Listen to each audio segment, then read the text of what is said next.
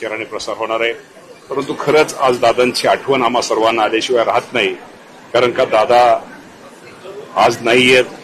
आज दादांच्या जयंतीनिमित्त अभिवादन करायसाठी ही वेळ आमच्यावरती कधी येईल असं आम्हाला कधीच वाटलं नव्हतं. परंतु आज निश्चित प्रकारे आज दादांचं जयंतीचं औचित्य साधून दादांना अभिवादन करण्यासाठी आज कार्यक्रम हा इथं पुण्यामध्ये आपल्या ऍग्रिकल्चर कॉलेजवर होतो. सर, कृषीमाफी शेतकरी कर्जमाफीची पहिली यादी आज येणार आहे, काय त्याबद्दल? या बाबतीमध्ये मी तुम्हाला एवढं सांगतो की आपल्या सगळ्यांना माहिती आहे की राज्याच्या मुख्यमंत्र्यांनी खरं 30 जून ही तारीख आपल्या सर्वांना दिली होती. परंतु यादीला उशीर का लागला आपल्या सर्वांना माहिती आहे की ही यादी अचूक असली पाहिजे आणि या यादीच्या माध्यमातून एकदा यादी डिक्लेअर केल्यानंतर कुठे शेतकऱ्याला परत अडचणी आल्या नाही पाहिजेत.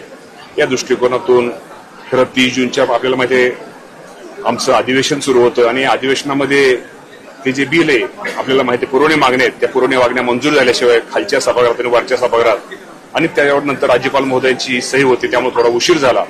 आणि राज्यातील जे इन्कम टॅक्स भरणारे जे मोठे शेतकरी यांना कर्जमाफी, शेवटी आमचा उद्देश एकच आहे की या बाबतीमध्ये गरीब शेतकऱ्यांना या कर्जमाफीचा लाभ हा मिळाला पाहिजे. आणि या बाबतीमध्ये आपल्या सगळ्यांना माहिती आहे की यादी ती 2-3 दिवसापूर्वी इन्कम टॅक्स भरणाऱ्याची यादी केंद्राकडून आम्हाला प्राप्त झाली, शेतकऱ्यांची मोठ्या यादी प्राप्त झालेली आहे. ही यादी आम्हाला मिळालेली आहे, राज्यपाल महोदयांची सही झालेली आहे. आणि या बाबतीमध्ये आमचे सहकार मंत्री बाबासाहेब पाटील आणि सहकार सचिव तारडे साहेब यांची आता बैठक चालू आहे. त्यामुळे आज निश्चित प्रकारे आज ठराविक प्राथमिक स्वरूपामध्ये ती यादी लवकरच ती यादी आपल्या सगळ्यांना पाहायला मिळेल. पण आता ती प्रक्रिया मी तुम्हाला सांगत असतो, आता प्रक्रिया सुरू झालेली आहे. साधारणतः 30 जुलैपूर्वी माझ्या राज्यातील शेतकऱ्यांच्या खात्यावरती, कर्ज खात्यावरती ही कर्जमाफीची सगळी रक्कम ही दिली जाईल. आज शरद पवार हे पंतप्रधानांना भेटलेत काही वेळापूर्वी. वेगवेगळ्या मागण्या ज्या आहेत त्या घेऊन आधीच चर्चा सुरू होत्या की ते सरकारमध्ये सहभागी होतील. काल पुन्हा जंतर मंतरवरती ते दिसले त्या दिपक्यांना पाठिंबा द्यायला. तुम्हाला काय वाटतं, नेमकं काय राजकारण घडतंय? राजकारण काय घडतंय म्हणण्यापेक्षा शेवटी पवारसाहेब हे ज्येष्ठ नेते, देशाचे नेते, ते मोदी साहेबांना कधीही केव्हाही भेटू शकतात आणि कुठल्याही कामानिमित्त. शेवटी काल ते जंतर मंतरवर गेले असतील, त्यांचे प्रश्न ऐकले असतील, शेतकऱ्यांचे प्रश्न त्यांना माहिती, त्यामुळे ते मोदी साहेबांना भेटू शकतात, मोदी साहेबांचे शेतकऱ्यांचे प्रश्न ते मांडू शकतात. भेटीचा अर्थ काय होता काय त्याबाबतीत मला कुठल्याही प्रकारची कल्पना नाहीये.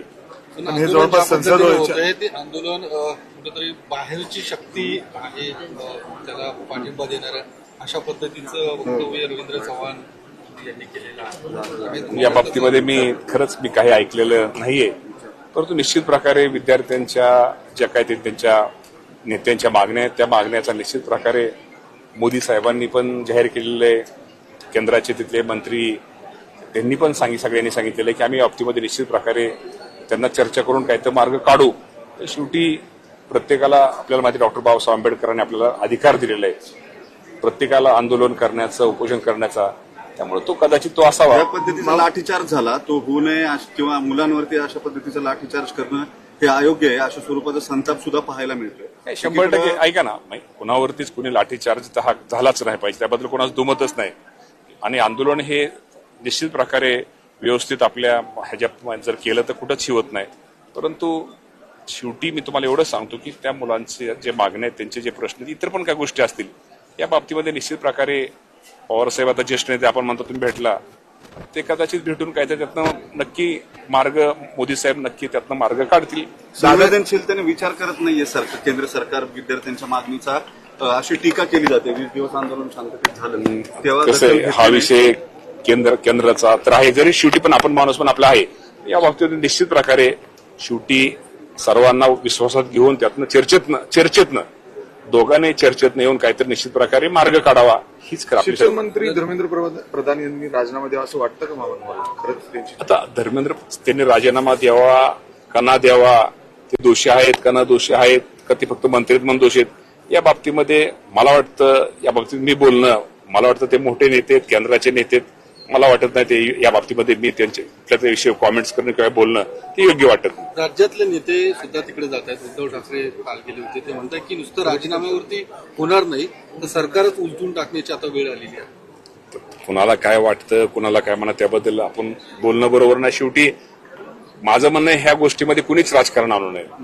राजकारण न आणता त्या मुलांना कसा न्याय मिळेल, त्या मुलांचे प्रश्न कसे सुटतील, हे आपल्या दृष्टिकोनातून महत्वाचे आहे. मामा, दादांनी जाण्या अगोदर एक शेवटची त्यांची इच्छा होती की दोन्ही पक्षांनी एकत्र यावं, विलिनीकरण व्हावं, यासाठी त्यांच्या हालचाली देखील सुरू झालेल्या होत्या. यावर वारंवार म्हणजे स्पष्टता आलेली आहे. सुप्रियाताई असेल, शरद पवार असतील, इतरांनी देखील केलेलं आहे. तुमचे काय नेते वाटतं? नाही म्हणत होते, आता ते म्हणतात की विलिनीकरणाच्या चर्चा अंतिम टप्प्यात आलेल्या आलेल्या होत्या. तटकरेंनी शेवटी मान्य केलं. मान्य केलं. सुरुवातीला नाही म्हणत. आता या बाबतीमध्ये मी तुम्हाला एवढंच सांगतो की शेवटी मी पण राष्ट्रवादी पक्षाचा एक कार्यकर्ता आहे.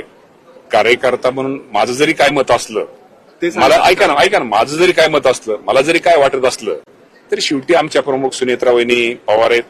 सुनेत्रा वहिनी पवार जो निर्णय घेतील, तटकरे साहेब असतील, भुजबळ साहेब असतील, प्रफुल्लभाई पटेल असतील, हे सगळे आमचे नेते मंडळी, आता इथं आमदार आमचे शंकर मांडेकर साहेब आहेत, तो जो सगळे मंडळी नेते मंडळी निर्णय घेतील, त्या निर्णय आम्हा सर्वांना मान्य असेल. माझ्या इच्छा ऐका ना, माझ्या इच्छा किंवा माझ्या भावनेपेक्षा शेवटी एखाद्याला आपण नेता मानलं, एखाद्याला नेता मानलं, शेवटी नेता महत्वाचा असतो, नेत्यांनी निर्णय घ्यायचा असतो आणि आम्ही तो खाली पाळायचा असतो. हाच खरं त्यातला विषय. दुसरं एक महत्वाचं की अर्थ खातं अजूनपर्यंत तुम्हाला मिळत नाहीये. जसं सांगितलं जात होतं. लोकशाही मराठी ऐका, पहा, जागरूक रहा.